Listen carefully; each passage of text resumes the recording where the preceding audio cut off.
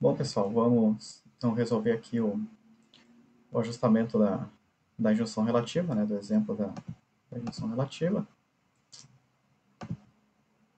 Vamos executar aqui o arquivo. Bom, como tem iterações, vamos ver aqui caso a caso, né? Então, primeiramente aqui o vetor das observações originais, né? Então, as coordenadas das marcas fiduciais no sistema fiducial aqui, né? E depois as coordenadas em pixels, né, linhas e colunas. Então, aqui então, esses 16 primeiros elementos do Y são as coordenadas das 8 marcas fiduciais no sistema fiducial, né? Então, aquilo que eu comentei varia de mais ou menos de menos 113 até mais 113, né? 226 milímetros, né, ao todo, ou 22,6 centímetros, né? Considerando que a imagem, uma fotografia de 23 por 23 centímetros, as coordenadas no sistema fiducial, depois as coordenadas no sistema imagem, né, linhas e colunas em pixels. Aí, no caso, todos os y com valores negativos aqui, né, para fazer aquela reflexão do eixo y, para a gente poder converter do sistema Levogel para o destrógeno, né. Então, todas as coordenadas aqui, linhas, né, com valores negativos aqui. Bom, vetor dos parâmetros iniciais x0, aí o fator de escala, né, que a gente calculou ali empiricamente, 0,056, o ângulo de rotação 0 graus, menos 113 a translação em x e 113 a translação em y, e depois as fotocoordenadas, né, colunas e linhas, né, das marcas fiduciais no sistema imagem, né, que seriam aqui no caso as nossas 16 injunções relativas. Aí o vetor y0, f de x0, né, então aplicando os parâmetros iniciais no sistema de equações, né, nós temos ali primeiramente aqui para as 16 primeiras linhas, seriam as respectivas coordenadas calculadas no sistema fiducial, né, x1, y1, x2, y2, até x8, y8. E depois aqui são as equações das injunções relativas, né, que é C1 igual a C1, L1 igual a L1, C2 igual a C2, L2 igual a L2, e assim por diante, né, até C8 igual a C8, L8 igual a L8. Aí, no caso, os parâmetros iniciais, né, são as próprias fotocoordenadas ali, né, linhas e colunas das observações, tanto no x0 quanto no y0, né, nas equações de junções ali. Bom, depois temos o vetor L. Aí, claro, né, o meu y e o meu y0, para as fotocoordenadas, linhas e colunas, né, quando eu fizer y menos y0, vai acabar anulando ali, porque o meu chute inicial é o próprio valor observado, né, para as posições linhas e colunas das marcas fiduciais. Então, aqui os elementos do vetor L, né, do 17º até o 32º, aqui tudo zero, né. Então, o y é igual ao y0.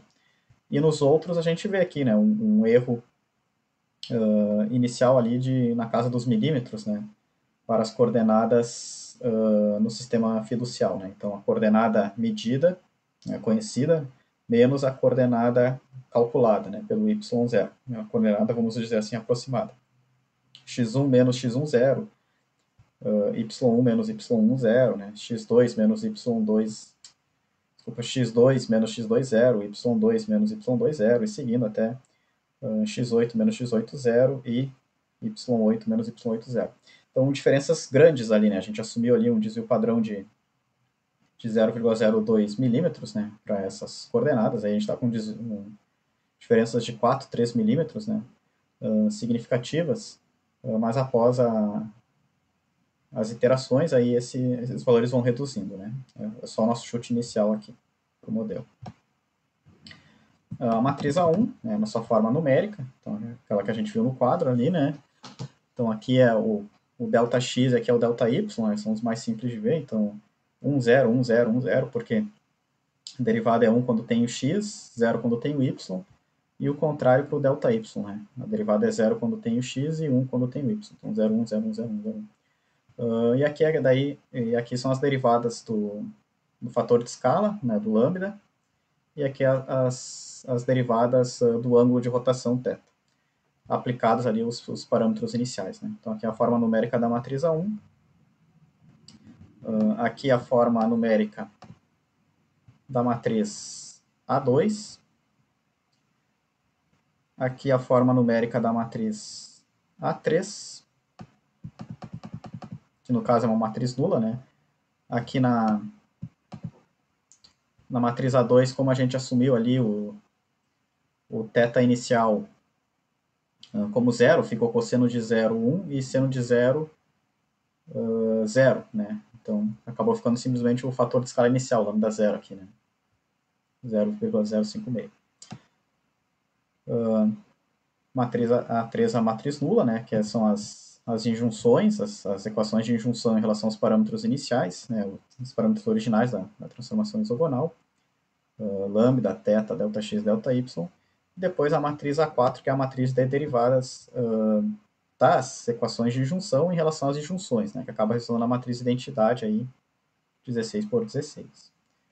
E aí a matriz A completa, né, agrupada. Então, aquele mostrando da coluna 1 a 18, depois coluna 19 a coluna 20. Né, que é aquilo que é naquela estrutura que a gente comentou, né, A1, A2 em cima, A3 e A4 embaixo. A nossa MVC, aí no caso,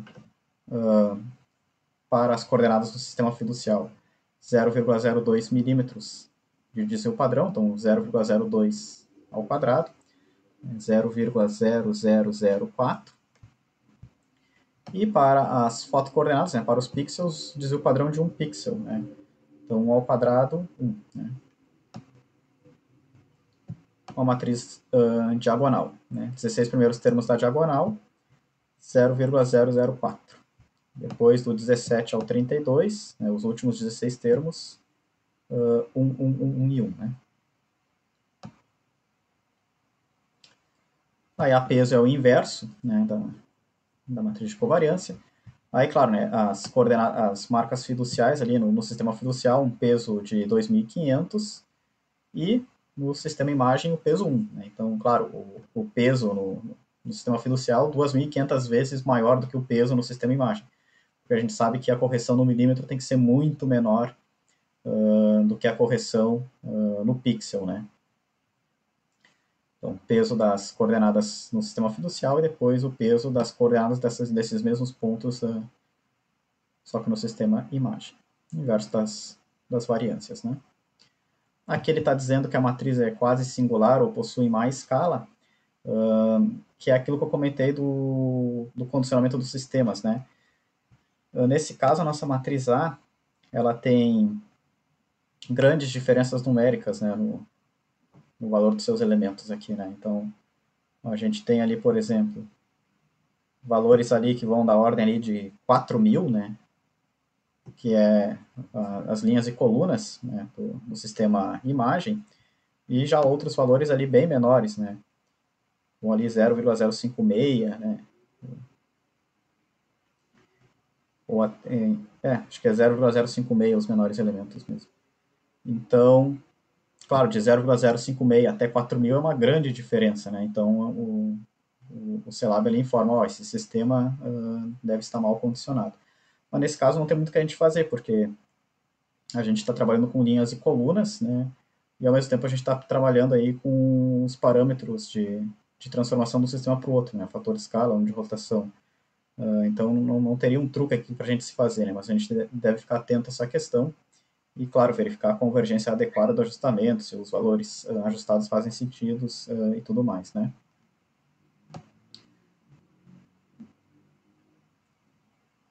Bom, aí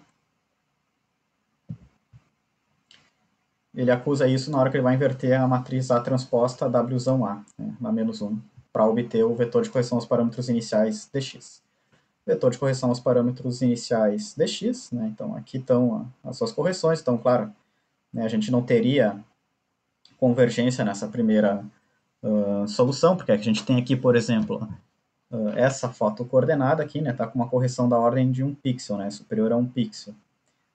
As translações ali, né, em ΔX e em ΔY, estão também ali com correções ali de menos 4 milímetros em ΔX e 3 milímetros em ΔY. Então, estão valores significativos, né? Ainda não houve a convergência desse ajustamento. Então, a gente tem que fazer o processo iterativo. Né?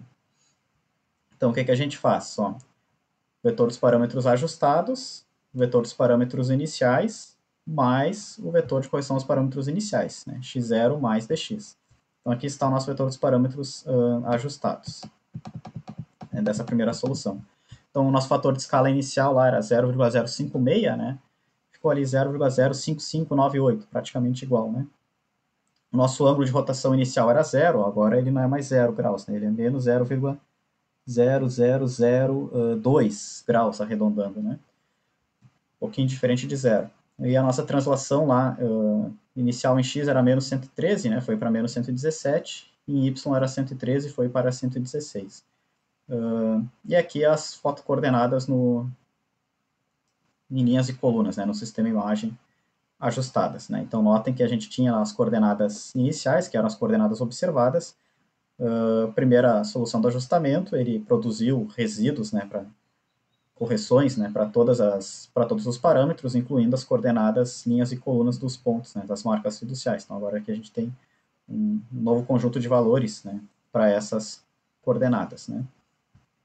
E aí, o que, que a gente faz? Ó, na primeira iteração, a gente define o nosso vetor dos parâmetros iniciais x0 exatamente igual ao vetor dos parâmetros ajustados dessa etapa 0, né, dessa iteração 0, vamos assim dizer, e igual a 0, que é a nossa primeira solução do ajustamento.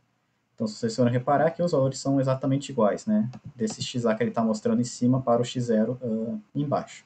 Então, a gente atualizou o nosso vetor dos parâmetros iniciais, a gente atualizou o nosso chute inicial com os parâmetros ajustados da primeira solução do ajustamento.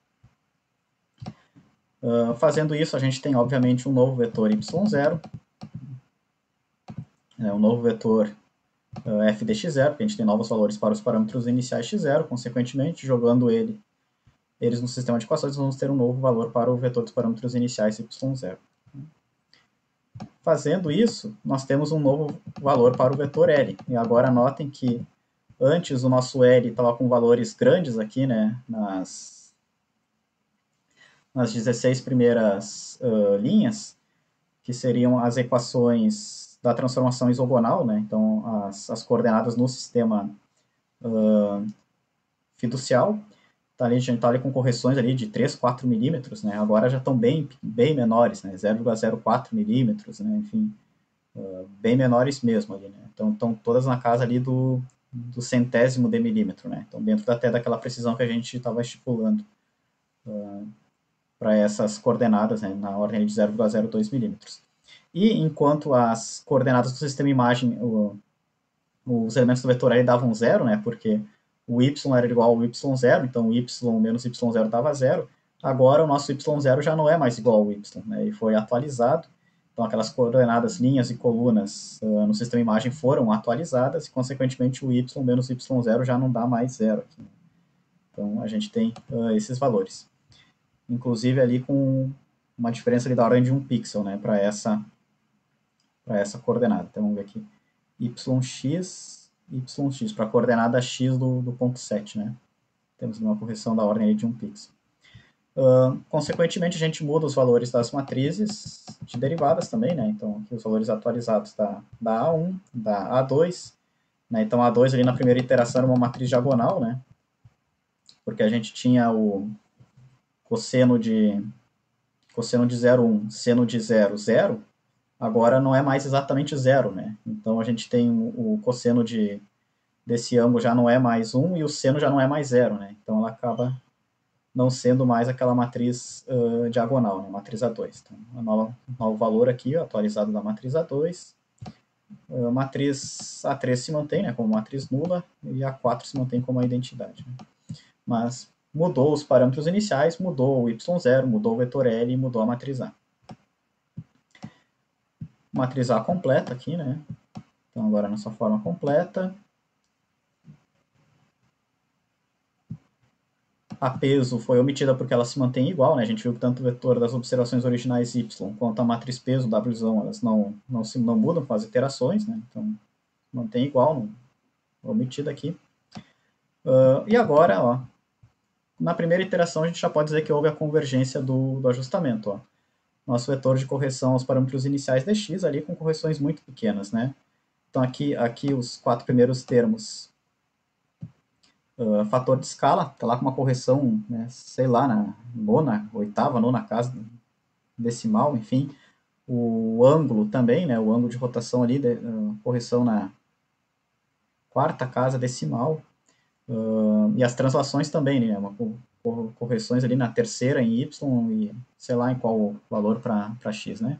Então aqui a gente pode dizer que já houve a convergência do ajustamento, né, o vetor de correção dos parâmetros iniciais está muito pequeno para os parâmetros da transformação isogonal, né, escala, rotação, translação em x e translação em y.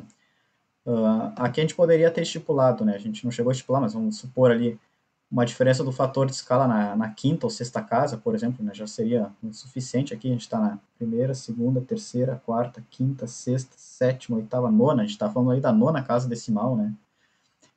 Para o ângulo de rotação, né, então ele está em graus, e também acredito ali que na terceira casa decimal já fosse o suficiente, né, ele está ali na quarta casa decimal, enfim, muito pequena a correção. E para a translação em x, né, a gente está falando em milímetros, então trabalhando ali com a precisão ali de 0,02 milímetros, então na terceira casa decimal também já seria o suficiente, né, e está ali, né, então x e y ali pelo menos na terceira casa decimal a correção, né. Então dá para dizer que houve a convergência aqui para os parâmetros da transformação. E já para as coordenadas, linhas e colunas, bom, também, né, a gente assumiu ali um desvio padrão de 1 pixel para elas, e todas elas aqui estão pelo menos no milésimo do pixel, né, agora. Pelo menos na terceira casa decimal ali, se não na quarta, né. Então, enfim, aqui também claramente já houve a convergência, né, das coordenadas, das 4 coordenadas, linhas e colunas. Então, poderia assumir ali a primeira casa decimal já seria suficiente, né, assumindo o padrão de 1 pixel, e é o que está ocorrendo aqui. Então, o ajustamento convergiu logo na primeira iteração. Né? Então, nosso vetor dos parâmetros ajustados, xa, o vetor dos parâmetros iniciais, x0, mais o vetor de correção dos parâmetros iniciais, dx. Então, nesse caso, ele vai dar praticamente igual ao anterior. Né? Como as correções foram muito pequenas aqui, então, nosso vetor dos parâmetros ajustados, xa, fica dessa forma. Então, ali o nosso fator de escala não é 0,056, é 0,05598. O nosso ângulo de rotação não é exatamente 0 graus, é menos 0,00037 e assim por diante graus. Né? Nossa translação não é menos 113, é menos 117 em x, não é 113, é 116 em y, e aqui estão as fotocoordenadas, linhas e colunas ajustadas. Né? E aí, após a convergência, aí a gente pode analisar o vetor dos resíduos V. Não faz sentido analisar o vetor dos resíduos antes da convergência, porque, claro, se não houve convergência, a gente pode estar com resíduos elevados ali, né? Então, só após a convergência que a gente checa. Nesse caso, convergiu na primeira iteração. Aqui está o vetor dos resíduos V. Vamos fazer o seguinte aqui, ó. Vamos chamar os primeiros 16 elementos do vetor dos resíduos V, né? Vamos até chamar de V1. Que são as coordenadas no sistema fiducial, né? Dos 8 pontos. Vamos ver qual é o valor máximo e mínimo de resíduo para esses casos. Então, a gente estava assumindo ali um desvio padrão de 0,02 milímetros, né, para as coordenadas no sistema fiducial, e os resíduos estão, de fato, ali, inferior a esses valores. Né, no máximo 0,007 positivo ou 0,006 negativo. Né. Então, coerente. Né, então, essa definição que a gente assumiu de 0,02 milímetros se mostrou coerente e satisfatória. E agora vamos chamar um novo vetor dos resíduos como V2, aí esse vai conter as coordenadas linhas e colunas no sistema imagem, né? Ou seja, os elementos do 17 ao 32. E aí vamos ver também o seu máximo e o seu mínimo, né? Máximo e o mínimo. Também, né? Então a gente assumiu o padrão ali de 1 pixel. Estão ali no resíduo máximo de 0,8 pixels positivo ou menos 1 pixel negativo. Né? São dados reais, tá? São Então, uma fotografia lá digitalizada com marcas fiduciais conhecidas e fotocoordenadas coletadas no sistema imagem, ali, né, linhas e colunas. Então, dados reais, não são dados simulados.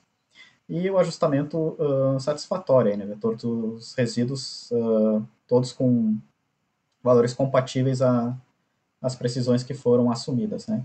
Então, a gente pode dizer que de fato ali, né, um fator de escala era necessário, não tinha um fator de escala diferente em x e y, não havia aquela questão da torção, né, então, de considerar que os eixos não eram, de fato, exatamente perpendiculares ali, né, então acabaria recaindo uma transformação afim, né, de 6 parâmetros. O modelo hexagonal foi satisfatório para esse caso. E aí, com isso, é feito, né, a transformação ali de linhas e colunas para o sistema fiducial, né. Aí, claro, se fosse usar o sistema fotogramétrico para pontos medidos, né, aí teria que considerar aí, ali ainda o deslocamento do ponto principal, né, os coeficientes das distorções da lente, etc. Né? Mas com isso, a gente, né, com esses parâmetros, a gente consegue converter linhas e colunas para o sistema fiducial. Aí, aplicando os parâmetros de orientação interior, a gente converteria do sistema fiducial para o sistema fotogramétrico. Né? Mas esses seriam os parâmetros da transformação isogonal, aí, né, fator de escala, ângulo de rotação, translação em x e translação em y, que irão me possibilitar converter de linhas e colunas medidas no sistema imagem para coordenadas x e y em milímetros no sistema fiducial. Lembrando, né, a mesma lógica, só ia mudar os valores aqui, né, se eu fosse aplicar essa transformação isogonal 2D para a estação livre, ou para o georreferenciamento de uma imagem orbital, né, ou ali para a conversão de dois sistemas geodésicos horizontais, enfim, né. Então seria exatamente a mesma lógica aqui, talvez apenas não tendo a particularidade ali da reflexão do eixo y, né, de colocar valores negativos para as coordenadas linhas. Mas essa foi então a transformação isogonal 2D com injunção relativa, né? Modelo não linear, né? Inicialmente não linear, linearizado com chute inicial e iterações, né? Convergindo aí na primeira iteração. 8 injunções, 16 injunções relativas, né? Nesse caso, desculpa, 8 pontos ao todo. E, e é isso, né? Então vamos ver depois o exemplo da injunção funcional no modelo combinado.